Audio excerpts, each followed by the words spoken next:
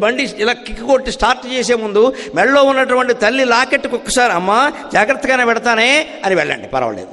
ఎందుకంటే వెనకాల తల్లి మనకు చెబుతోంది భారతీయ సంస్కృతుల మాట. టాటా అనడం, చీరియో అనడం, ఎదవ మాటలన్నీ ఇప్పుడు వచ్చే అర్థం లేని మాటలు. ఈ ఇదివరకు నుంచి ఇప్పటివరకు ఇప్పుడైతే నాకు తల్లి లేకపోవచ్చమ్మా, దురదృష్టవంతుణ్ణి, నా శ్రీమతి ఉంది కదా, నిన్న కూడా బయలుదేరి వస్తుంటే క్షేమంగా వెళ్ళి లాభంగా రండి. శ్రీమతి అంటే మరో తల్లి, అనుమానమే ఉందమ్మా. తల్లి తర్వాత తల్లి ఎవరంటే భార్యే. క్షేమం లాభం ఇంకేం అక్కర్లేదు వాళ్ళకి. లాభం అంటే డబ్బులు కాదండి, అపార్థం చేసుకోకండి.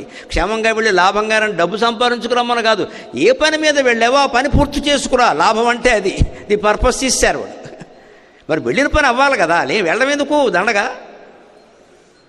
అందుకని వెళ్ళిన పని అవ్వాలి. ఎందుకంటే క్షేమంగా వెళ్ళి లాభంగా రా. వెళ్ళేటప్పుడు క్షేమం ముఖ్యం.